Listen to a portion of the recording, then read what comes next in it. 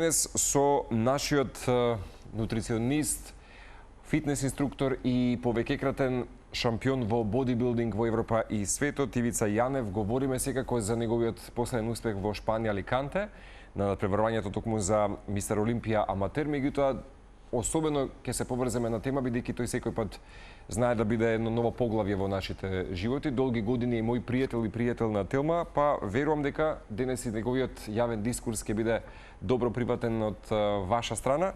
Апропо и за она што ќе говориме, со задоволство вели тоа е одлична тема, бидејќи пред извесен период и до нашата Телма редакција пристигна информацијата, за жал лоша статистика, дека секое трето дете во Македонија се соочува со вишок килограми, со обезноста и гојазноста која што станува голем, сериозно јавно здравствен проблем во Македонија.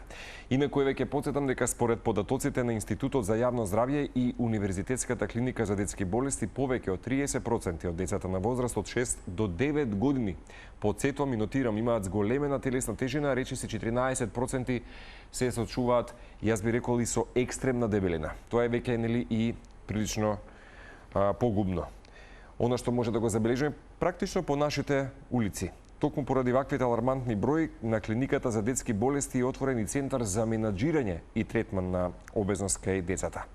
Инаку, експертите предупредуваат дека дебелината во детството значително го зголемува ризикот, Ивица за тоа и ќе потврди, појава на не само диабетес тип 2, тука се кардиоваскуларни заболувања, висок крвен притисок, односно хипертензијата, ортопедските проблеми и, најважно, би го нотирал, за жал, психолошките последици како стигматизација и социјална изолација. Пристапот до новиот центар, секако дека ќе се реализира и преку мој термин, со упат нели, и од матичен лекар, меѓутоа тука ќе нели подлежат и дечињата на можеби испитувања, особено за утврдување на причините за дебелината, изработката на индивидуален план за лекување, што го прави и Ивица генерално нели со своите програми и методологии, така што во овој период кога детската дебелина баш прераснува сериозно јавен здравствен проблем во Македонија, Ивица се враќа со уште едно, не едно, туку две освоени, јас би рекол, признанија. Тоа се ова злато и ова бронза. Еве на сам почеток, ова нека биде само поддршка, Ивица, на разговорот. На 10 јуни се враќа од Шпанија, Аликанте, еве ги. Олимпија, аматер, Спеин, односно Шпанија. Нека да најдов интересни податоци, ти ги знаеш сигурно, вие генерали многу повеќе од мене, ама еве да ги запознаеме пред да говориме секако за денешната тема за дечињата. Станува збор за една од најпрестижните бодибилдинг манифестации во светот, кој што возможува на сите преварувачи кои што се дел од оваа платформа да се борат за стекнување на професионална IFBB прокартичка. Ке ни кажеш за тоа, и ова е дел од светски познатиот бренд Joy Waders Olympia и се одржува на различни локации глобално во светот, така што голем успех за Македонија, Ивица. И знаеш како, ако по 30 години некој треба да ја сумира твојата животна приказна, во една реченица, што би сакал да каже? Дека бевте шампион кој што освојуваше медали, или човек кој што и помогна истовремено на луѓето да живеат поздраво подостоинствено со примерот на Ивица Јанев? Па јас би одбрал нешто поразлично, тоа е човек што покажал дека се може доколку се сака. Па дури и по 40-та година, кој што често знаеме да ја занемариме како бројка, да речеме дека тука завршува голем дел од нашиот животен стимул, циклус. Напротив, јас обично велам вака, се што правиме до 40-та година ни се враќа како бумеранг после 40-та година. Да, тоа е правило кој што го запомнив од тебе. Да, јас тоа ти го имам и пишано во дел од моите програми. Бидејќи ние инвестираме во нашиот живот, во нашето здравје, до одредено ниво и потоа треба да ги бериме плодовите од тоа. Затоа имаме на почетокот на кога се раѓа едно дете инвестиции во образование, па потоа работа и потоа да ги собираме на кариера и да ги собираме плодовите. Така и во животот. Се што правиме до половина живот, очекувајте да ви се врати после од половина живот. Тоа е не непишано правило, тоа е правило што се случува кај секого. Затоа болестите или се јавуваат или не се јавуваат негде после 35-та, кај некој порано што живеело полошо, кај некој покасно, кај некој воопшто не се јавуваат, а сето тоа е резултат на начинот на кој живееле во таа прва половина од својот живот. Зошто толку го занемаруваме и девалвираме сопствениот успех дека по 40-та е добро. хормоните секако дека нели во моментот Да. на таа некаква фаза или второ полугодие кој ќе го наречеме се случуваат вистински промени, ги чувствуваме и психолошки, емотивно и физички, меѓутоа еве некако ти си ми еклатантен пример дека освојуваш и медали, не знам сега ќе ми кажеш во кои категории, меѓутоа претпоставам дека не можеме толку така лесно да се откажеме, некако се повеќе гледам дека сега и во моментот медиумските супститути како што се социјални мрежи ги користат баш мудро и паметно луѓе да пратат добра порака дека некогаш вистинските промени па се случуваат многу повеќе во оваа, да речам, фаза од животот. Тоа вака сега. Јас пред 2023 бев европски шампион во две категории, во едно злато, во едно сребро. Потоа сега еве, тогаш бев 37, сега сум 40 плюс, сега сум првиот македонец што донесол злато од Мистер Олимпија, аматер. Значи, ова пробале многу пред мене, или неколку пред мене, не сум ги бројал десетина да ставам, но не успеале. Јас сум првиот што го направил тоа. Ова е за некого голем успех, за некого е покажување дека тој доволно не успеал во животот, или не се залагал доволно, треба повеќе да работи. Ова зашто кажувам, бидејќи во нашиот живот ние се бориме да воспоставиме една хомеостаза на квалитетно живење и успех во полето во кое функционирање. Ако е тоа сферата спорт, значи до, да речем, 40-та година е малку полесно. Малку полесно бидејќи нашите природни хормони, главните хормони што ни се за сила, тоа е тестостеронот, потоа целата таа хомеостаза поврзана со тироидната жлезда и така натаму, значи се во полн ек, функционираат многу добро. После 30-та година, во завис од тоа како било до 30-та година, значи тие полека ја губат својата, не ја губат, туку ја намалуваат својата функција или вредностите паѓаат пониско. Затоа е еклатантен пример во нашето секојдневие е кај жените или менопаузата. После 30-та година, 30-та зборам, не 35-та, не 40-та, 30-та година, организмот кај одредени жени се подготвува полеко за менопауза. Сега, дали тоа ќе биде 30-та година, дали 35-та година, Тоа е веќе индивидуално. дали 40-та година, тоа е веќе како резултат на начинот на живот што таа личност, таа жена го живеела. Сега, но во секој случај, после 40-та година, таа жена влегува во тој процес на предменопауза или подготовка за менопауза и се случува тоа. Тоа е само показател, индикатор како нашите хормони полека го напуштаат нашето тело и ја намалуваат својата функција. Зборејќи го ова, кога ќе го поврзиме со спорт, затоа во било кој спорт, како спортистот, дали од машки или женски род, небитно, прогресира во својата кариера, тој како старе, така се полека се припрема за пензија или ќе приметиме дека ќе се случат и повреди како е постар, ќе приметиме дека не е истиот капацитет, ранливоста е поголема. И тоа е пример. Сега, конкретно, јас, например, за мене, начинот на кој ги обавувам моите тренинзи и мојата исхрана е малку поразличен или малку по-убаво и професионално структуриран. Пред се, да напоменам, јас завршив 3 универзитети во Америка во област на нутриционизам. Тоа во Македонија никој не го направил. Јас сум првиот што го направил и тоа во Америка го студирал и се вратил тука го применувал. Сум вложил големо време и голем труд во моето образование, сум инвестирал во самиот себе и сега јас си ги жнеам плодовите.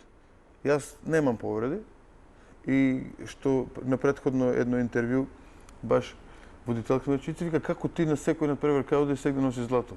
Па викам, јас имам потемелен пристап. Имам и попрофесионален пристап и моето знаење е поголемо. Бидејќи јас сум се образувал и пред да отидам во Америка, сум бил супер солиден студент секаде, и во средна школа, и на факултет, да не го зборам тоа, баш зборев и да едно вирално со мојот просек у кафе и така натам. Значи, се вложувам максимум, и не се надевам на максимум, туку се надевам на тоа што го заслужувам. А тоа што го заслужувам се покажува дека секојаш е таму највисокото на пиедесталот. Си знаел да си го обструираш патот и самодовербата во некој период, бидејќи во една прилика секогаш кога снимавме една приказна во која што беше составен дел и тоа татко кој што бил нели особено можеби нели пример во твојот живот да те навигира, ајде да речам, нели во таа младост. во период кога може би други излегувале по дискотеки или нокни или Марче, матине. тоа е така моето натаму. секојдневие. Значи јас Интересен патот пота Италија и Да, Америка за кој што сме говориле ние и во минатите изданија. Значи јас од многу работи сум се скратил за да направам некои работи или сум направил приоритети. Ти не можеш да очекуваш да бидеш победник во нешто или да бидеш најдобар во нешто, а да бидеш распренет на сите страни. Значи денеска ние гледаме многу, ќе ставам под наводници, ментори и инфлуенсери и паметни луѓе, што тие ако ние само малку стратегиски направиме една анализа, не може тие на сите полиња да се толку активни, толку успешни. Очигледно нешто тука не е како што треба и не се прикажува Се користат вистина. флоскули. Така, не се прикажува вистината во најдобро светло. Но доколку гледаме дека некој е добар во една област и само таа област е надоградува и надоградува и надоградува, тогаш знаеме дека тој човек оде напред.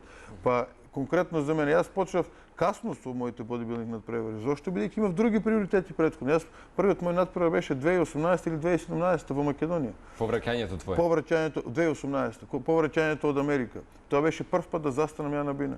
И тоа беше со цел јас како индивидуа кој е вратен од Америка да се презентирам пред македонската јавност бидејќи бев анонимус. Никој не ме знаеше мене. Се сеќавам на првите твои чекори во тело. Да, и тогаш беше како бум, бидејќи од една страна имаш спортиста, од друга страна имаш човек кој е едуциран, што ретко се случува, и не само едуциран, и со знаење.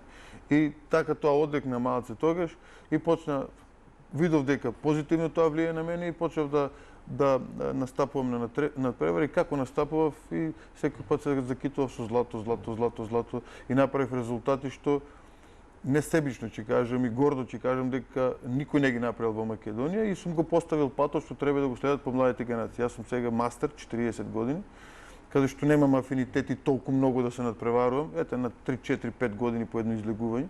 Така ми е планот и па ќе видиме. Ама се ставаш себе си во предизвик повторно во оваа фаза од животот. Така е, бидејќи ако ги Ајде рекреативно да направиш некаква животна екскурзија. Нема рекреативно тука, кога се спрема за надпревар нема рекреативно.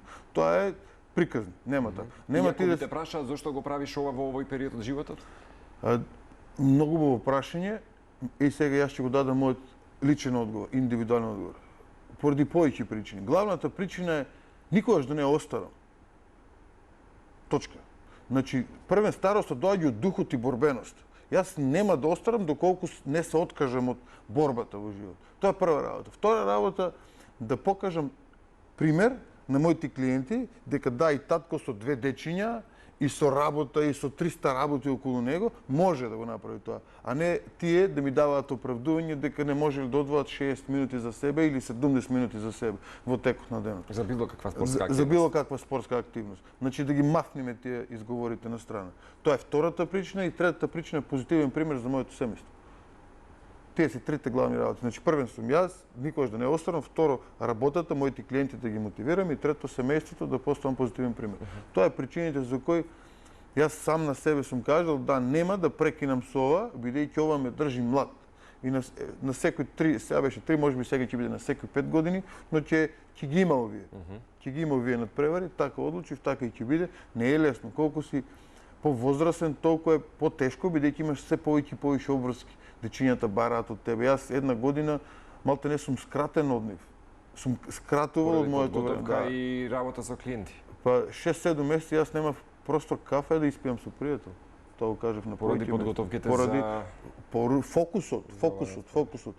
Значи едноставно ако не одредиме ние приоритети, ако не ставиме тежина на тоа и ако не пристапиме ние професионално, не може да очекуваме ние дека ќе оствариме резултати во животот, без разлика дали е тоа спорт, бизнис, било што е да е. Значи, јас професионално се посветив една година на мојата фирма за суплементи да ја дигнам на едно ниво. И сега да, може да кажем, јас сум единствен што дава секаква гаранција за моите производи. Никој тоа не го прави, ја го правам. Зошто бидејќи знам што носам, знам од каде доаѓаат, сум бил во фабриката на производство и така натаму. Но образот да го зачуваме треба. Да, Марк Твен, знаеш како има кажано, еден од поголемите автори вели секој пат кажува вистината така што никој пат не треба да се сеќава што си кажал во минатото, веројатно. Тоа е една од моите работи, многу често тоа го користам. Не сум знаел дека од Марк Твен е тоа, фала за тоа ќе го запомнам. Вака велам. Јас имам толку многу комуникација со луѓе во текот на еден ден и клиенти, што јас немам опција да лажам, бидејќи не знам каде што сум кажал. И ако не ја зборувам вистината, јас одма би се заплеткал. За тука ти подавам рака. Бидејќи гледам ја да ги не само да ги практикувам, тоа е веројатно најубавата филозофија. Најлесно е. Секој пат стои и Најлесно чуја е. вистината. Да, најлесно е кога ја чувам, бидејќи ние секако ќе се фатиме во некоја клопка, како и да е, а кога се спремаш за надпревар, дали ти си правил како што треба или не, ти можеш да зборуваш по медиуми било каде, кога ќе одидеш, резултатите кажуваат се. Дефинитивно. Да, тоа е тоа. Дефинитивно. Само Кусо би кажал околу златото и бронзата уште еднаш честитки по сите титули. Познавајќи те како пријател, јас мора да признам јавно дека со секоја пиетет кон секој кој што е дел од нашата бодибилдинг сцена и така натаму, јас искрено сум бил твој клиент, тоа можем јавно да го кажам и за 3 месеци, искрено го кажам, ова не е некаква реклама сега дали да правам сега и да користам јас нели некакви флоскули, туку примерите се јасни и кај тебе нели. Баш јас мислев да те ставам во овие сликите што ќе вртат по тоа. Мислев, ја знаеш од причини што нели не сакаш да се експонираш. Не, меѓутоа доволно е тоа што себе си покажав нели да речам повторно со твоја поддршка за од моја животна повреда која што имав, не знаејќи дали можам и јас во мојата 40-та сега да се вратам. Верувам дека сите кои што биле твои клиенти можат да речат малку строга методологија и принцип, меѓутоа јас пак ќе кажам друго стои зад истото, затоа што те познам и како пријател. Така што затоа и денеска те барам за оваа тема со дечињата. Кусо, и покрај тоа што те познам и како пријател, знаеш да имаш дебати, дискусии на оваа тема со твои соработници, пријатели, клиенти, дали се уште постои трема пред ваков голем настан? Да, секако. Да? Секако. Например, чувство дека ја имаш таа ментална сигурност и стабилност. Постои трема, таа е позитивна трема. А позитивна трема со респект, сега ќе ти кажам. Пред овие надпревари требаше јас да се квалификувам. Значи квалификацијата беше во Вршат, Србија. Тоа беше регионален надпревар на сите екс-југословенски држави плюс Грција. И например сега ова е нова федерација, не е таа федерација што сум бил европски шампион. Ова е многу поразлично од тоа, многу поголема, многу посветска. Глобална светска сцена ова. Не дека таа не ја бива, таа е супер, но таа е европски ориентирана. Ова е покрај Европа и целиот свет. Буквално бодибилдингот е место Америка и сега Америка доаѓа во Европа и го зазима овој континент. Го окупира евразискиот континент или старата земја. Сега, кога бев таму, тоа беше нови правила, мала измена на позирање, самиот сценографијата е различна. Таму јас се доживеав првата трема и покрај тоа што новој надпревар во Србија, конкуренцијата не беше кој знае колку голема. Значи да, имаше конкуренција, но едноставно осетив нешто друго. Осетив самиот како е начинот организиран настанот, ти прави да застанеш. Логистички. Да, малку ти прави да застанеш и сваќаш дека ова е многу сериозна работа. Значи организацијски, споредбено со тоа претходно, никаква споредба. Никаква споредба. Значи збориме за сосема нов различен свет. И сега веќе имав некое презнање, консултација со пријатели што биле, поминале тука, како е, што е. Но никој не знае како ќе биде оваа година, бидејќи секогаш тие се стремат да бидат што е можно подобри. И кога отидовме таму, е вака ќе ти кажам. Значи јас, мојот почетокот е од 0,9 часот. Првата моја категорија кај што земав бронза беше бодибилдинг 90 плюс килограми тешка категорија. Тука, значи јас очекував мојот настап да биде помеѓу 10 и 11 часот, според претходниот план за излегување. Ние отидовме таму 15 за 9. Во 15 за 9 веќе го викаа моето име да застанам во линија. Значи, збориме за саат и пол пред моето застанување на бина, тие веќе имаа формирано линија со сите надпреварувачи. Ако јас сум бил 57 или 8 надпреварувач, значи јас по категории, јас сум на 58, пред мене има 58 луѓе. И тука во таа линија се прави се по твојата подготовка. Значи ти си веќе претходно подготвен со боја, тука само се коригира бојата. Нема мрдање. Јас еден час, точно еден час, стоев позади бина, не само јас, сите, како завршуваат, така поминува доаѓа друг и се реди тоа. И пред тебе имаш тим што ти ја коригираат твојата боја. Јас немав платено за тие да ја коригираат мојата боја, но не. Тие се оттаму и тие се одговорни за тоа да не влегува тука, нема дозвола на тренери, нема никој. Значи тие се прават професионалци во секоја смера. Цело време имаш неколку луѓе што го организираат редот, викаат по имиња, те бараат. Значи тоа е невидена работа. Колку мина бевте? Како мислиш колку? Надпреварувачи. Во оваа категорија во првата бевме околу 13 луѓе, од кои потоа се одбра топ секоја што така, тоа е првиот настап, па се одбираат финалисти, во финале влегуваат 5 души и од тие 5 души одбираат тројца. Во другата категорија каде што освоив злато беа десетина, од десетина исто 5 и на крајот тројца. Кои се категориите? Јас првата е, како што спомна веќе претходно, 90 плюс килограми бодибилдинг, а втората е бодибилдинг класик. Тука е сега во инчи, но јас ќе кажам во сантиметри, над 178 сантиметри сум јас, но тоа е опен категорија, бидејќи сум во оваа категорија мастер, 40 плюс години, и во опен категорија, значи сите, но при тоа треба да ги исполнуваш условите за килажи и висини. Тоа се кои? Значи јас на мојата висина од 1,78 м, максимум килажа ми е 94,6 кг. Додека доколку си ти под 1,77,8 м е висината, треба да бидеш максимална килажа 91,6. А доколку си над тоа па е друго. Тоа се предуслови. Тоа се предуслови претходно значи тоа е 3 дена пред надпреварот, имаш ти мерење каде што се проверува тоа сето и тоа сето е организирано. Како да ти кажам, тоа ти е врвулица од луѓе, сите спремни и чекаат првен регистрација, се поминува тој протокол со сите проверки, пасоши, претходни пријавувања, висини, килажи, доколку некој не исполнува, имаш простор да се врачаш истиот ден, бидејќи тоа е од сабајле од 9 до вечерта до 17 часот, па дали ќе правиш кардио, дали ќе користиш бањи, сауни и така натаму да паднеш на килажи да фатиш. Тоа е тешка борба, тоа не е за нормалниот човек. Нормалниот човек го гледа ова на бина и каже: даве лесно му е ова јадел, тоа е до таму, има години претходно припреми и така натаму. Како не, мислам, труд, дисциплина, откажување, како што кажав, стојат за овие фотографии. Јас на денот на роден денот на Агатон, на мојот втор син, јас имав за пиење, и беше многу блиску пред регионалниот надпревар во Србија, 10 литра вода на денот на роден денот на Агатон. 10 литра вода, дали знаеш што е во еден ден да испиеш?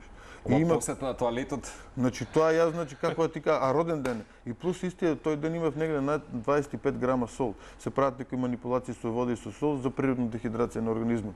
Значи ти имаш роден ден, се поздравуваш, трчаш у веце, иначе нон-стоп тоа. Тоа е само еден мал пример да сватат гледачите што значи ова, доколку професионално се прави и потоа резултати се доаѓаат. 6 месеци рече отприлика подготовка? Не, една година е подготовката, 6 месеци интензивно пред самата дата. Што би значило интензивно, освен жртвувањето, добро? Тоа се дупли тренинзи секој ден, во 5,5, како што ти кажавме, будење, од 6 ми е кардиото, кардиото ми извршува 7:15 некаде, припремам деца во градинка, носам и потоа почнувам со работа, меѓу време оброците и потоа храна, вода и потоа некаде околу 1 или 2 часот вториот тренинг во текот од денот. Тој трае од саат и десетина до саат и пол. Тоа е се така подолг временски интензитет, додека не дојде месец пред надпревар, каде што тука имаш уште поинтензивно. Тој првиот е подолг, кардиото е подолго, мускулниот тренинг додаваме кардио на него, колку треба во завис од формата, па потоа недела, десетина дена пред надпревар се прават тие протоколи со водата што ти објаснав, со сол се прави манипулација за на ден на надпревар телото да биде во перфектна состојба. И тука ако погрешиш се е џабе.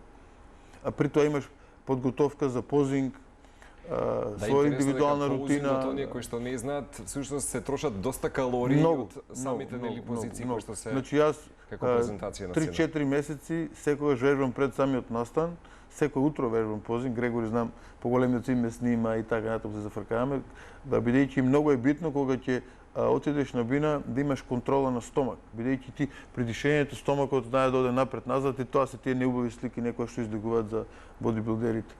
А ако ги гледаат гледачите сликите, ќе видат дека кај мене стомакот е секојаш рамен и е во вакуум состојба, што е многу тешко и многу малку. Во Македонија ретко кој може да изеде вакуум состојба е над 90 кг. Да не ни познавам. Сосема да те прашам, некаде пред да одиме со темата околу гојазноста и дечињата, каква беше најчесто исхраната за да се подготвиш во овие 6 месеци? Многу едноставно. Кај мене тоа е. Од што се состоеше? Многу едноставно е тоа. Јас бидејќи постама ова е и во великденските пости, кај мене е варена риба. Значи јас имав варена риба. Да, варена риба од некаде после Нова година, да речем после Божич, до сега до 10 јуни. До 10 јуни, точно. Јагле хидрати некакви? Да, секако јаглен хидрати, од јаглен хидрати е орезот кај мене, главна работа, многу убаво ми функционира, не комбинирам компир, по некој пат киноа, по некој пат овес, корнфлекс, по некој пат ново главно е орез. Значи тие две намирници и веј протеинот, знам што пијам, знам што користам, бидејќи јас ги увезвам суплементите, да не си правам сега сам себе реклама, нема да спомнам, туку едноставно многу се битни тие намирници да не стварат проблеми со дигестија и да се брзо варливи. А бидејќи подоеноста, гасовите, тоа сето негативно делува. Само сосема за крај да го завршиме Добро, овој, нели како да речам, да, овој дел од твоите надпревари и успеси, што после ова? Да речеме, ти нели спомена некаде на почетокот, ќе се обидувам на 4-5 години да бидам присутен на таа сцена. Па сега, наред ми е, како и претходно што кажав, значи фокус на фамилијата, дечињата ми се мали, треба тие да растат, ја да бидам позитивен пример. Ама мислев на овие надпревари. Нема тие да ги има. Нема тие да ги. Сега правиш мала абстиненција. Секогаш правам така, значи правам, значи јас кога излегувам на надпревари, сега излегов на помалку, излегов на 2 пати, инаку излегувам на 5-6, но сега не можам тоа да си го дозволам поради времето и семејството, така да сега креам рачна кошница, сега правиме пауза од 2-3 години, или ќе бидат 3, или ќе бидат 4, ќе бидат 5, или ќе бидат, тоа ќе зависи од каква е состојбата во семејството, бидејќи не сакам јас да бидам себичен, а бодибилдингот е себичен спорт, да страда семејството мое, да не може, еве до сега ние моментално сме 23 јуни, не сме биле ние на море. А имаме ние имот на море.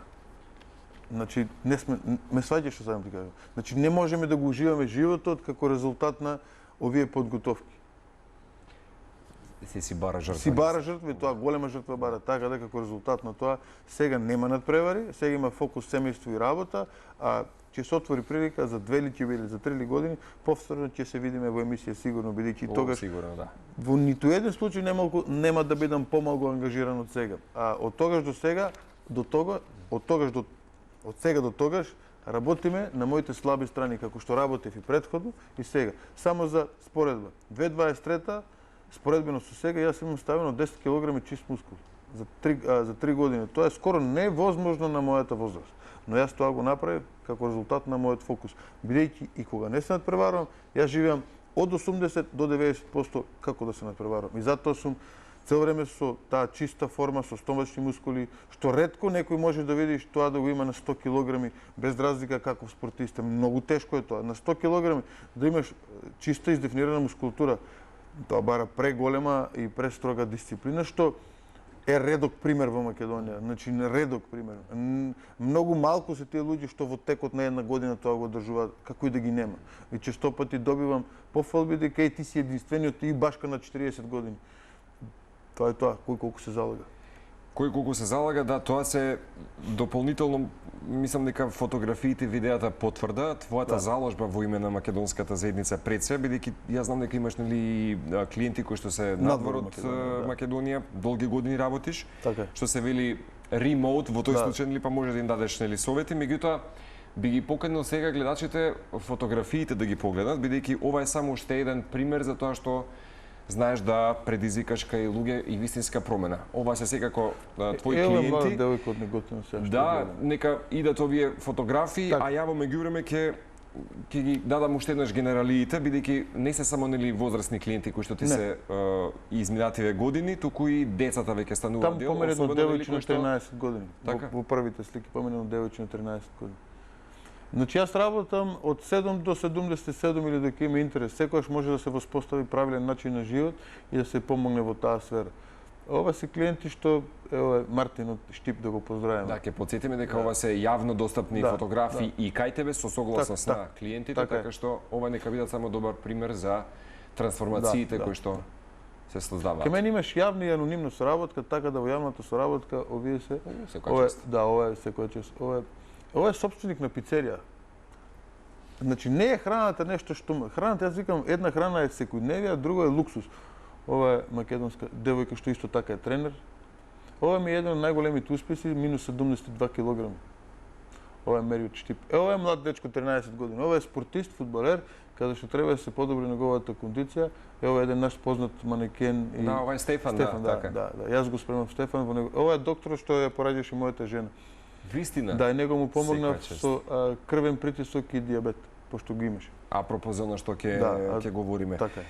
Значи, детската не дека ти си исклучен од овие информации, ти напротив ги следиш. Стигаат до мене, да. Стигаат до тебе, меѓутоа ова е најновата информација. За жал, нели, податокот кој што кажува дека детската дебелина прерасна во сериозно јавно здравствен проблем во земјава, така што според овие податоци на Институтот за јавно здравје и универзитетска клиника ќе се потсетиме за детски болести повеќе од 30%. Потсетувам, или што би значило математички, секое трето дете во Македонија се соочува токму со вишок на килограми, односно со обезноста и гојазноста. И тоа говориме за генерација, односно возраст од 6 до 9 години, кои што имаат неверојатна голема телесна тежина и речиси 14% се соочуваат со екстремна дебелина.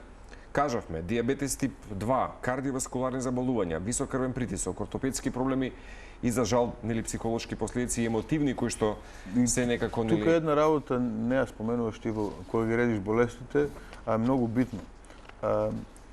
Гојазноста кога се јавува кај едно лице на така млада возраст, де факто таа делува на неговата плодност.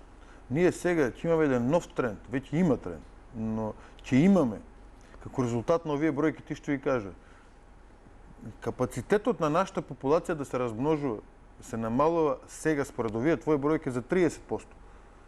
А тоа со текот на годините ќе се зголеми. Бидејќи број еден клучен фактор за плодност, без разлика дали е маж или жена, повеќе се насочувам кај жените, е дебелината, гојазноста. Кога жената е во гојазна состојба, таа е неспособна да биде бремена или доколку се случи бременост, таа е неспособна на свет да донесе мало детенце кое е здраво и живо ќе биде. Тоа ќе има во најголем број случаеви сериозни пореметувања. А ова е податок што верувам дека го знаат луѓето и ова е податок што за дами што се во бремена, односно блажена состојба, ама имаат вишок килограми? Најпрво тие не може да стигнат до таа состојба. Доколку тоа се случи, благодарејќи на Бога, 90% се шансите на свет да не донесат детенце, да се бременоста во целокупниот процес да се прекине, да се искомплицира, а доколку се случи, многу мали се шансите тоа дете да биде здраво и право дете. Значи, минорни се шансите. Значи, тоа е момент што ти не го спомнуваш, а е многу битен, ако гледаме на долги стази во живот. Па да се вратиме сега од почетокот. Дебелината не е состојба, таа е болест, но не се третира како така се уште кај нас. Некаде во светот, да, таа се третира како таква состојба. Бидејќи таа е индикатор и причинител за многу болести во нашето секојдневие. Не е само тоа диабет и крвен притисок. Тоа е многу друго. Тоа е компликација со лимфни жлезди, компликација со тромбоза, компликација со тироидна жлеза, таа ја заборави да ја спомништавам. Значи, личната функционалност се намалува. Значи, дебелината е причинител на се негативно во животот. А ако гледаме правилно ако гледаме на неа како појава. И сега, тука многу е битно да се категоризира таа дебелина или тие вишок килограми. Значи, до 25% BMI, Body Mass Index, имате калкулатор онлайн, има и кај мене на веб страната калкулатор, значи, со тоа утврдуваме BMI Body Mass Index. Тој секогаш не е релевантно точен доколку вие сте спортист. Доколку вие сте нормален човек, тоа е релевантно точен.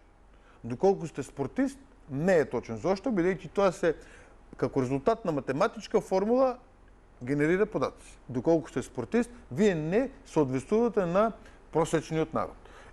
Според BMI калкулаторот или Body Mass Index, што е многу клучен и го има секаде, треба да го има нагласувам при секој систематски преглед, дали е тоа на дете, дали е на возрастен човек. Така е во Соединетите Американски држави, каде што јас работев, студирав и живеев. И при секој преглед ти укажуваат на последиците, проблемите што би се јавиле како резултат на твоите вишок килограм. Тоа се калкулира ивица со килограми, со висина. Така е, возраст. Значи имаш параметри пол, килограми, висина, и што друго беше? Имаше 3-4 параметри што се ставаат и ти го калкулира. И ти го калкулира, да. Колку може да се подпреме точноста? Така. Па BMI калкулаторот е точен, но тој дали ќе биде точен за тебе, за мене или за него, зависи од тоа што во каква ти физичка подготовка си. Збориме за нормален човек. Нормалниот човек знаеме што прави. Нормален човек вежба еднаш неделно или ни еднаш неделно.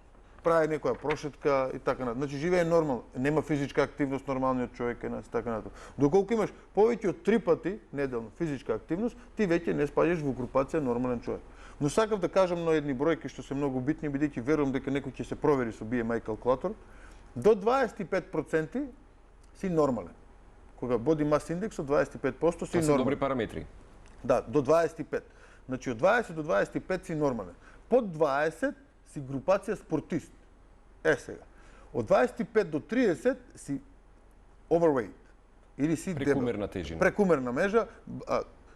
Во таа групација си од 25 до 30 overweight или твојата килажа надминува умерената килажа. Или нашки кажано дебел. Од 30 до 35 е веќе прва класа гојазен. Од 35 до 30 до 40 е втора класа гојазен и од 40 натаму е последната класа. Трета класа гојазен и од таа класа со сигурност дебелината ти го скратува животот. Така е класифицирано. Сега, кога ќе направиш проверка, види кај си и утврди што и како треба да правиш во животот. Бидејќи европскиот критериум за килажа и висина, нагласувам, кај нормален човек, машки, е минус 100. Ако сум јас висок 180, минус 100 е 80. Кај жени е минус 110 индексот. Значи, ако таа е висока 160, таа треба да биде 50 кг. Да. Тоа е според европскиот критериум за килажа и висина. Не е тоа јас сум го измислил некој, едноставно научниците во областа го утврдиле и го запишале како такво. Од таа килажа јас секогаш велам има отстапки плюс 5-7 кг во завис од тоа како ти се чувствуваш и во каква е твојата распределба на мускули и масти. Ова пак ќе нагласам е за нормалниот човек кој што не вежба поише од еднаш-два пати неделно. И тоа вежбањето му е поише како некаков си тип на хонорар. Доколку ти си активен вежбач, овие параметри не важат за тебе. Денес многу родители, мислам и јас сум бил сведок, ќе кажат нели детето не сака да јаде зеленчук, не можам да му забранам благо, но дали детските навики всушност нели секој пат сме кажале се огледало нели на возрастните. Дали детето јаде како што го учиме и како што не гледа? Дали тоа ти е прво правило број 1 кога треба да се советуваш со родителот кој што дава согласност утре твоето дете да пристапи на твојата методологија? Ова е многу што зборуваш ти и што прашуваш, но како што спомна претходно дека јас сум малку строг во водењето на моите клиенти и така строго, јас ќе кажам правилно, ќе одговорам. Детето е слика на родителот. Не постои или шансите се многу мали, вика генетски пренослива болест. Кажав, шансите се многу мали. Има начин кој се пренесува од генерација на генерација. Начин на живот кој се пренесува од генерација на генерација. И сега враќаат дали родителите или имале срцев удар, дали имале диабет, па гледаат детето. Паметните доктори тоа не го гледаат дека генетски се пренесува, туку тоа го гледа животниот стил кај тоа дете или кај тоа лице. Значи родителите имаат своја кујна дома во која живеат. Кујната или начинот на готвење тие го добиле најчесто од своите родители. И тоа го пренесуваат на своите деца. И тоа е една генеза. Тоа е таа под наводници генетски преносливи болести. Храната, навиките, тоа е генетски преносливи болести. Тоа што си го јаделе твоите родители, ако го јадиш и ти истото, тоа што го правиле твоите родители, ако го правиш ти истото, не очекува дека ти многу подалеку ќе бидеш од нив. Мојот татко ако пие наутро 2-3 чашки жолта ракија, бидејќи од неготино, после руче како има пиво или вино и во текот на јадењето секој пат јаде свинско и после легне и спие или од сабајле стане по работа и малци јаде еднаш на ден или 2 пати на ден, јас го правам истото, очигледно дека на истата таа возраст на неговите 60 години јас ќе бидам малтене многу сличен како него. И јас имам многу примери каде што кај мене доаѓа цело семејство, татко, мајка, дечиња и сите имаат исти проблеми. Тоа е начинот на живот, не е тоа генетиката, тоа е начинот на живот. Да, ние го пренесуваме начинот на исхрана од колено на колено. Тоа значи дека просна дигресија, овие да речем 3-40% кај младите што ја имаме да речеме гојазноста, присутноста секој трето, тоа значи дека е пренесен. Е всушност и нашата генерација, односно така е. Нашата да речем заедница македонска се соочува со вишок килограми. И тоа како е. Сега има тука еден момент што јас морам да го додам, ти не го спомна. На таа возраст од 6 до 9 години спомнати, така? Така е, од 6 до Од 9. 6 до 9. Тука хормонот за раст е на највисоко ниво. Клучен, така. Највисоко ниво. А хормонот за раст е клучен за контрола на килажа. Значи дечињата најмногу растат во оваа возраст, така? И тука хормонот за раст е на највисоко ниво. Што значи ова? Тој кога ќе спласне или кога ќе се урамнотежи, после својата 18 до 21 година, тука тој се урамнотежува. Знаете што се случува со килажата кај овие истиве дечиња со истата исхрана? Килажата нагло расте. Или со други зборови, доколку мајката, ќе спомнам мајката, јаде исто или слично што јаде нејзиното детенце на возраст од 6 до 9 години, таа секако ќе се здебели. Значи, слушајме, мајката ќе се здебели ако јаде исто како детенцето. Зошто? Бидејќи таа ниту во еден случај нема толку активности колку тоа детенце. По предпоставка да станува збор за активно дете како што се моите дечиња. Моите дечиња се на сите страни.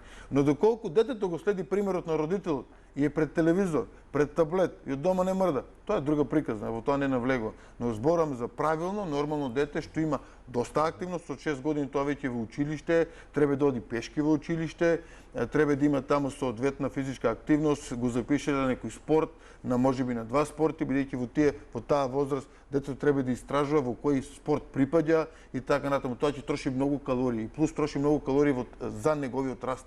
Малку е комплицирано, не е така едноставно и затоа многу луѓе грешат.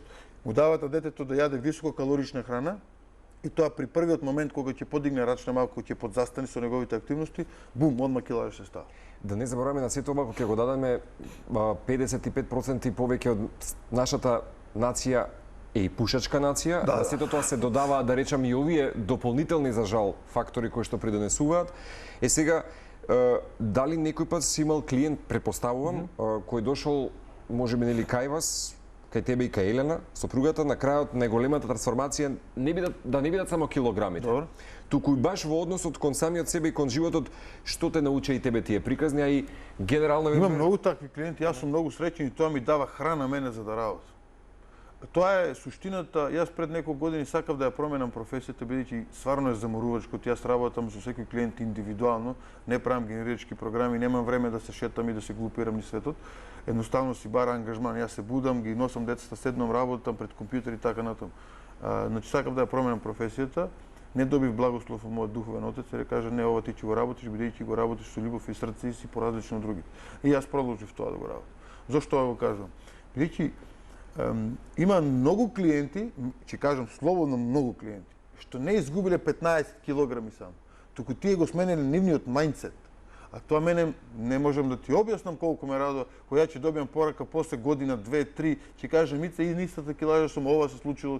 Сега бев на изложба за возила во Битола. Доаѓа клиентка со солзи во очи со својот сопруг. Вика Ице, ова бебенце е благодарејќи на тебе. 2,5 години јас имав ХПВ, не можев да останам бремена, работев мене 4 месеци, го решиме проблемот со ХПВ, за 1 месец после останав бремена. Што поише храна за живот да ми даде мене од ова? Ништо. Сега, ова го спомнувам, бидејќи секојаш јас при секоја соработка, макар било и некој дошол кај мене на месец, му кажам следно.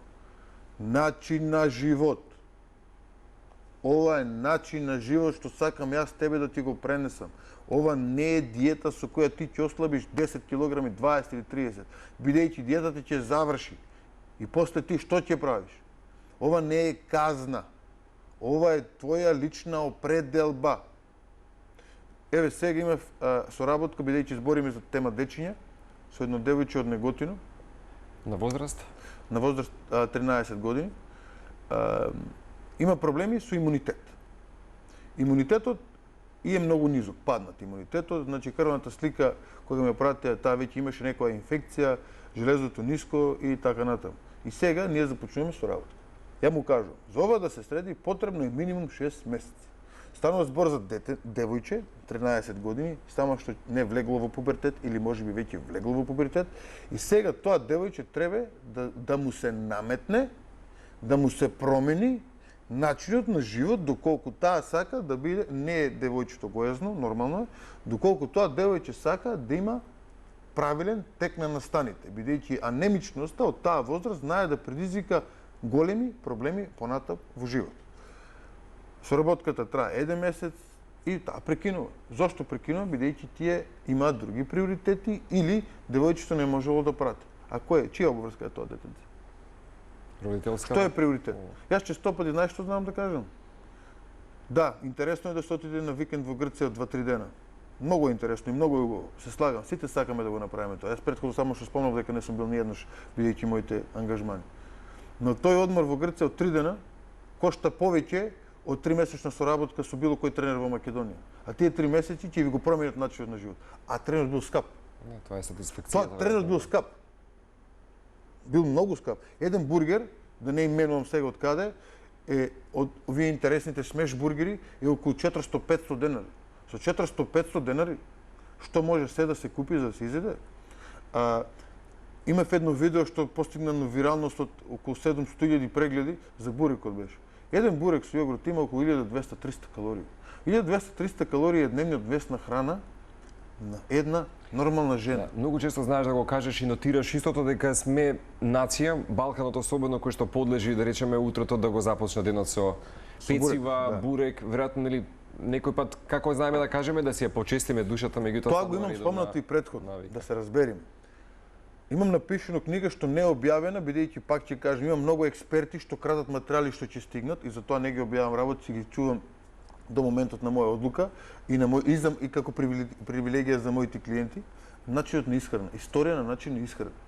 Бурекот е прекрасен оброк со малку мастрав, мала количина, но многу калории, идеален за физичка работа. Неговата намена била таа. Тој е за тоа измислен. Тоа е за времето на Отоманската империја или османлиите кога биле новиот регион и тие го носат. Го измислуваат или го донесуваат, или како да кажам, бидејќи му е потребен на населението. Потребен му е. А млекото, бидејќи тога знаеме дека немало Кока-кола и пивото било поретко, имале млеко и затоа се пиел со млеко. Сега гледам, ја имам под мене пекара, што знам да отидам, да купам за дечињата, да ги почестам, знам и за нас да земам, да се почастим, бидејќи тоа е луксузен оброк и гледам комбинација на бурек со Кока-кола. И викам, вау. Бидејќи една Кока-кола исто така околу 500 калории. Бидејќи таа е полна со шеќер. И зошто ова го кажувам? Народот треба да свати дека да, може ти да јадиш бурек, доколку ти имаш потреба од толку многу калории, работиш физичка работа, работиш градишништво, немаш опција ти да си приготвуваш храна. Пак ќе напоменам, тоа не е правилниот избор. Но да, тоа е многу подобро за тебе, отколку за тебе, Марко, бидејќи ти си тука во емисија и седиш цело време. Јасно. А бидејќи тој човек ќе се качува по скеле, ќе работи, тоа е Физичка работа, што троши калории во текот на неговиот ден. И да, тоа ќе биде многу подобар избор за него. Но исто така, тој тоа може да го замени и со поздрава храна, доколку сака. Но да, тоа он може да го јаде, бидејќи тој во текот на денот ги троши тие калории. Во науката се рекло вака: кој ќе живее подолго? Човекот што јади цело време здрава храна или човек што јади умерена здрава храна и вежба, а овој првиот не вежба. Значи јаде здрава храна, не вежба, а другиот не јаде толку здрава храна, а вежба. Кој ќе живее подолго? Што мислиш ти? Секако првиот. Вежбачот. Секако првиот. Не, вежбачот. Не првиот, вежбачот. Тој што јади здрава храна цело време, а не вежба, нема капацитет да изживее толку долго колку другиот. Добри, ако често знаете да кажете дека 80% е храната. Да, точно дека 80% за физичкиот изглед, но не за здравието. Значи храната е многу комплицирана кога е за здравието. Зошто? Бидејќи проблемот со храната кај здравието е внесот на калории и колку ние ќе потрошиме. Интересно беше видеото затоа што ние често пати знаеме да кажеме нели на децата не јадат зеленчук, па да им ја направиме салатата побогата, па тука како интересно е дека само една лажица маслинова знае често пати да кажеме дека има околу 200 до 300 грама калории. Абе, 1 милилитар маслиново е 9 калории. Значи 30 милилитри се 270 калории. 270 калории е цел оброк. Маслиново што е здраво и убаво. Да. Истото сум го објаснувал со бадемот. Бадемот е прекрасен извор за енергија, особено ако си диабетичар, наместо хидрат. Но тој е голем во калории и ако ти претераш со него, ги изголемуваш калориите и пак си правиш проблем. Значи здравата исхрана не е едноставна, не е, не јади ќе ослабиш. Да, не јади ќе ослабиш, ќе го намалиш имунитетот и ќе се разболиш. Тоа е. Значи црвеното месо ќе го ставам. Многу често докторите велат не јадете црвено месо. Дали знаеш зошто? Бидејќи многу е јако и високо на калории и богато со нутритивни вредности. Ако ти тоа не го истрошиш, е проблем за организмот. Проблем за... Јас јадам секој ден црвено месо кога треба. Но за мене не е проблем. Јас имам 2 сати тренинг. Ти немаш 2 сати тренинг. И ти не можеш тоа. А ти ако си над 45 години, над 40 години и твојот живот е бизнисмен си, ова си, зафатен си, ти немаш, не смееш да јадиш црвено месо. Немаш како ти тоа може да биде луксус. Нема како ти тоа да го потрошиш. А тоа сето ќе направи пореметување кај тебе во холестерол, триглицериди и крвен притисок. Ова за дебелината го кажавме. Диабетесот скоро секој има нарушени вредности на гликоза во крвта, што е со прекомерна телесна килаж. Скоро секој има нарушена крвна слика во дел на холестерол и триглицериди. Кога ќе кажам скоро секој, тоа е бројка од 90%. Значи не е тоа сите, само да бидем појасен. Значи има секојаш исклучици. Секојаш има исклучици. Значи зборам за големата бројка, таа е над 90%. Значи тие се работите што ги има во секојдневието. Тиреидната жлеза не работи. Не работи таа. Имаш промена на расположение, промена на топло-ладно чувство, несигурност. Тоа го генерира тиреидната жлеза. А тоа пак генерира проблем во твоето секојдневие. Се јавува анксиозноста, се јавува тагата, се јавуваат низан на последици. Зошто? Бидејќи денеска си јадел бурек и утре си јадел бурек и потоа си јадел бурек, па си јадел свинско месо. Не викам да не се јаде таа храна. Но ти зедија и оди после трчи 10 км. Зошто? Па претходно детето одело на училиште 10 км пешки. А сега оди? Не оди. А може да јаде тогаш бурек? Сега може да јаде бурек. Една работа би те прашал, а за тоа имаме и некој пат добри примери, бидејќи си во студио со тебе дошли клиенти кои што говореле за состојба пред и потоа. Интересно дека самата методологија и пристап околу храната и навиките кои што ги стекнуваме, да речеме во случајот со твојата, е дека без разлика на нашиот биолошки часовник, кој што нели си чука од време на време и дава некакви знаци, и тоа значи дека треба да го слушаме нашиот сопствен храм. Меѓутоа, независно од која било доба да се наоѓаме, дали овој пристап сериозно, и ако збориме за нарушена тироида, диабет и така натаму, каде што имаме лоши параметри, за колку месеци и колку е сигурно дека може да ги намалиме параметрите и да се доведеме до некаква добра здравствена состојба? Временски А и никогаш, кај младите. извините, временски никогаш нема да кажам за толку месеци, едноставно ќе речем вака. Да, со сигурност, доколку го промениме начинот на живот, ние ќе подобриме многу во нашиот организам. Јас со секој што почнал работа со мене, а имал проблеми со тироидна жлезда, крвен притисок, холестерол, триглицериди, црн дроб, гликоза, покачена гликоза во крвта, го следил својот проблем. Секој го следил својот проблем. А кој е тој секој? Секој што слушал, секој што почитувал, без разлика на која возраст. Мал пример, две ќерки се настрано од Македонија, нивниот татко од Источна Македонија е тука, има многу висок шеќер. Ќерките ми беа клиентки и се одлучуваа да му платат на нивниот татко. И прво што му велам, вашиот родител е над 60 години. Тоа е најтешката група на луѓе со кои јас можам да работам. Зошто? Бидејќи тие се со по некаква матрица во главата, што доколку не е нож до коска народски кажано, тие не превзимаат ништо. Имаат изговор, еден живот е. Колку е толку, колку му е пишано, толку ќе живеам. Тоа му е нивниот изговор. Но тие малку направија ќерките притисок на таткото, Ѓорѓи се викаше, Чичко Ѓорѓи го викав јас, и тој имаше многу висок шеќер, значи над 30. Значи ние го вративме шеќерот на 6-7. Тоа е не е, значи под 6 е во нормала, но веќе го донесовме во нормала. За колку? За 3 месеци. Ама Чичко Ѓорѓи беше многу уплашен. И ќерките му правеа притисок нонстоп. Секој ден. После тоа што се случи не знам, бидејќи немам контакти, Чичко Ѓорѓи нема порал назад. Но да, ние за 3 месеци, после третиот месец, уште одма, за 2 недели одма се случува промена. Да, значи се менува дозингот на лекарствата, се менува, бидејќи тој беше на инсулин, се намали инсулинот. Значи сето тоа одма се менува, бидејќи ти не внесуваш храна што толку многу ќе го иницира инсулинот, панкреасот да работи, значи ние тоа го регулираме. И нема потреба тој толку да работи, се олестува организмот, и се намалува одма, се намалува самата терапија и за многу кратко време тоа се средува.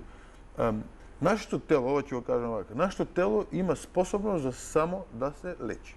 доколку ние правилно постапиме преку него. Значи тоа не е нешто измислено, се пресекуваме, раната Само залекува. рехабилитација. Така, раната ќе залечи. Колку брзо таа рана ќе залечи, зависи од нашиот капацитет што го имаме во организмот или од нашиот имунолошки систем. Во делокругот на нарушеното здравје, како што ги споменавме овие работи ние свесто ги нарушуваме, да се вратиме во нормала, тоа пак зависи од нас. Нема потреба од лекарства, нема потреба од никаква терапија, бидејќи таа не може да го реши проблемот. Таа само го одлага тој проблем. Проблемот се решава со променен начин на живот. Имено и докторите кажуваат гласно, велат, треба да ослабиш. Само тие не го прават притисокот како што јас го правам. Јас му кажувам дека тоа е главната причина. Килажата ти е главната причина. А доктор ќе ми каже, примаш више килограми, знаеш, треба да ослабиш малку, намали со тоа, еве ти лекој. Тоа не го решава тој проблем, тој го одлага. А да се вратам на почетокот што каже, тој тука ќе завршиме.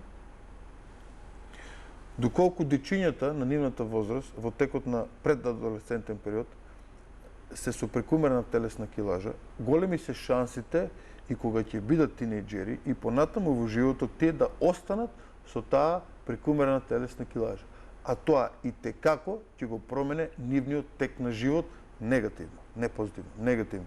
Што и како ќе се случува, нема да поготуваме, ние само спомнавме, но со сигурност нема да има нормален живот. Точка. Ти благодарам. Беше повеќе од вообичаено, ама мислам дека твоето излагање беше денеска убаво да се слушне. Честитки уште еднаш. Ти благодарам што прифати за поканата и за ова да говориме. Ти благодарам за Се среќаваме за скоро повторно. Со Господ напред.